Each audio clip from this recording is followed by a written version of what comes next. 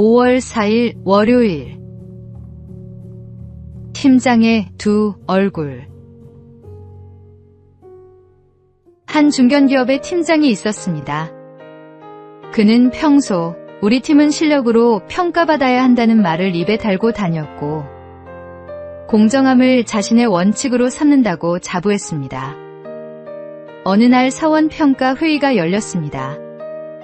팀장은 한 사원에 대해 성과가 아직 부족합니다. 이번 승진은 시기상조입니다라고 말했습니다. 주변이 고개를 끄덕이며 분위기가 굳어가던 순간 누군가 조용히 귀띔했습니다. 그 친구 부사장님 조카라고 하던데요. 순간 팀장의 표정이 미묘하게 바뀌었습니다.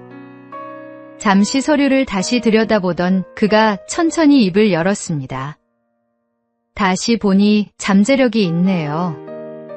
조금 전까지 부족하다 했던 사원이 이제는 가능성 있는 인재로 둔갑해 있었습니다.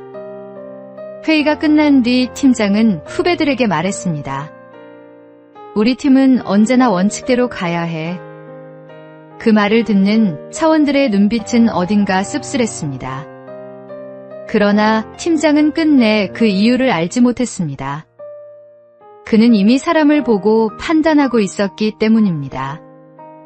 혹시 우리도 상황과 사람에 따라 기준을 바꾸고 있지는 않습니까? 말씀은 우리에게 말합니다. 누구를 보느냐가 아니라 무엇을 기준으로 판단하느냐가 중요하다고. 오늘의 말씀. 너희는 재판할 때 불의를 행하지 말며 가난한 자의 편을 들지 말며 세력 있는 자라고 두둔하지 말고 공의로 사람을 재판할지며. 오늘의 만나. 사람이 아니라 하나님의 공의로 판단할 때 우리의 기준은 흔들리지 않습니다. 오늘 내 판단의 기준 앞에 하나님을 먼저 세워 보십시오.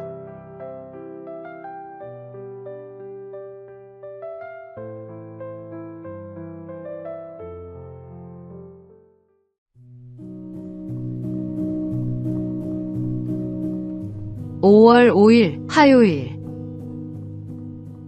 달려가는 아이처럼. 어느 주일 예배를 마치고 나오는 길에 문득 발걸음을 멈추게 되었습니다. 예배당 문이 열리자 아이들이 제일 먼저 뛰어나왔습니다. 그중 한 아이는 주위를 돌아보지도 않고 오직 아빠만 바라보며 곧장 달려가 안겼습니다. 이미 아침에도 얼굴을 보았을 텐데 그 아이에게는 다시 만나는 그 순간이 가장 기쁜 시간이었습니다. 그 모습을 바라보며 문득 이런 생각이 떠올랐습니다. 하나님도 우리에게 바로 이런 마음을 바라시지 않을까 하고 말입니다. 우리는 종종 예배의 자리에서도 다른 생각과 시선의 마음을 빼앗기곤 합니다. 찬송을 부르면서도 머릿속은 이미 점심 메뉴를 고르고 설교를 듣는 동안에도 눈은 어느새 다른 곳을 향합니다. 예배 시간에 앉아 있으면서도 마음은 이미 예배당 밖을 서성이고 있는 것입니다. 그러나 예배란 본래 아버지께로 달려가는 행위입니다. 어떤 치장도 어떤 완벽한 준비도 필요 없습니다. 그저 아버지만 바라보며 달려가는 그 아이의 마음. 그것이 바로 예배의 본질입니다. 오늘 하루 어린아이처럼 오직 아버지를 바라보며 그 품으로 달려가는 예배자가 되어 보십시오. 오늘의 말씀. 하나님은 영이시니 예배하는 자가 영과 진리로 예배할지니라. 오늘의 만나. 아이가 아빠에게 달려가듯 아무것도 계산하지 않고 오직 한 분만 향하는 그 마음이 하나님이 기다리시는 예배입니다.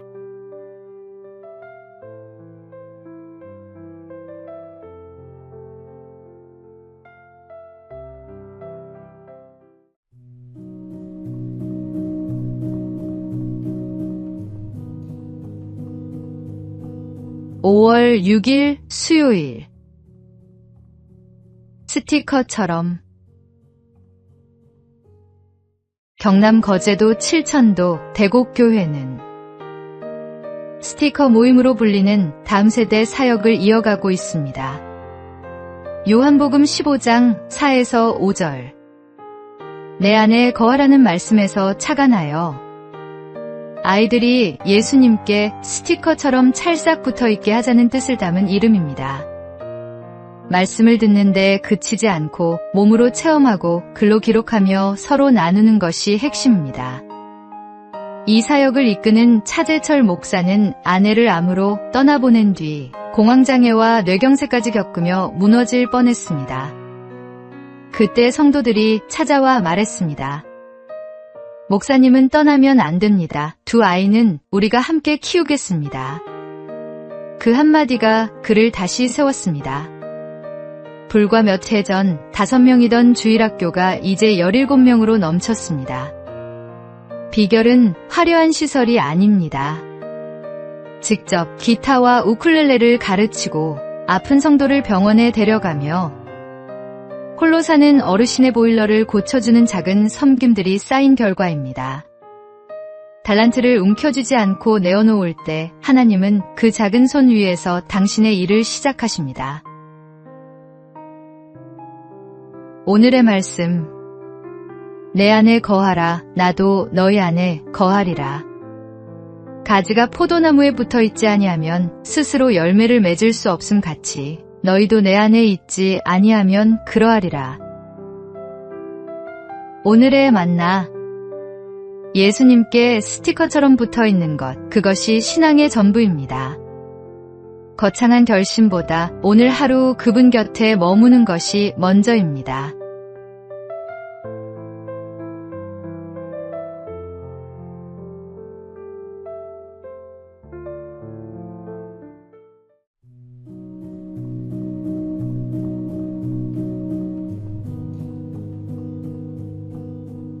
(5월 7일) 목요일. 빠움이 얻은 2평. 톨스토이의 단편 소설에 이런 이야기가 나옵니다. 한 사람이 땅을 싸게 판다는 소문을 듣고 촌장을 찾아갔습니다. 촌장은 아침 해가 떠서 질 때까지 걷고 돌아온 만큼의 땅을 모두 주겠다고 약속했습니다. 다음날 아침 일찍 출발한 그는 큰 땅 부자가 될 생각에 점심도 잊고 달렸습니다. 좋은 땅이 나올 때마다 조금만 덜을 되풀이했고 기진맥진해서야 돌아왔습니다.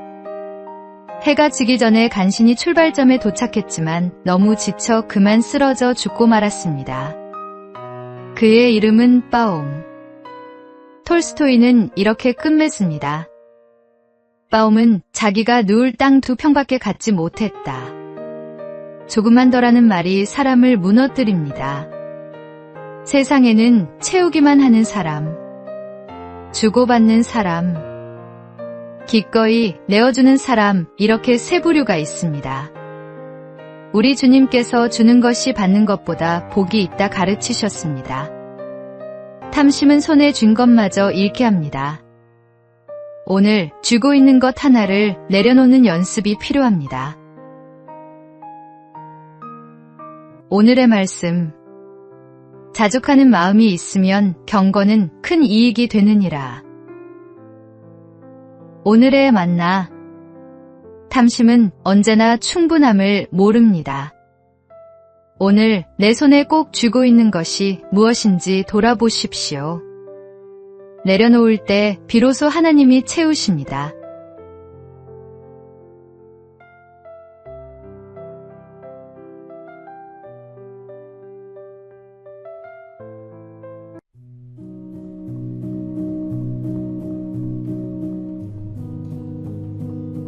(5월 8일) 금요일. 아빠 개구리의 하품. 남부 칠레의 늪지에는 리노데르마르라는 작은 개구리가 살고 있습니다.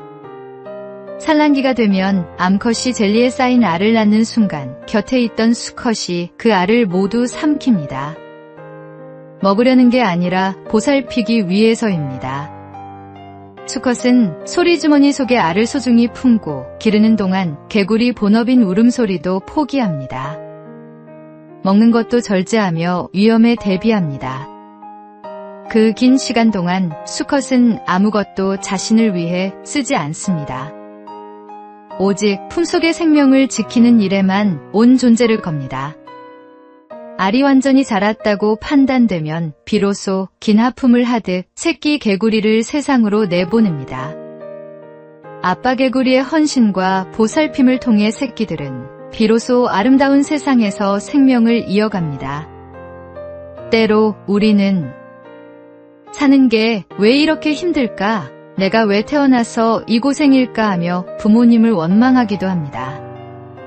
그러나 지금의 내가 존재하기까지 부모님이 치른 헌신은 이 작은 개구리의 하품보다 훨씬 깊고 큽니다.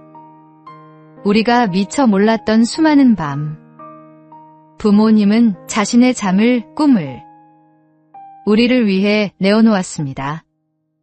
그 헌신이 오늘의 나를 만들었습니다. 오늘 하루를 마치기 전 부모님께 감사의 말 한마디를 전해보십시오. 오늘의 말씀. 내 부모를 공경하라. 그리하면 내 하나님 여호와가 내게 준 땅에서 내 생명이 길리라. 오늘의 만나. 나를 낳고 기른 손들이 얼마나 많이 희생했는지 생각해 보십시오. 감사는 마음속에만 두기에는 너무 귀한 것입니다.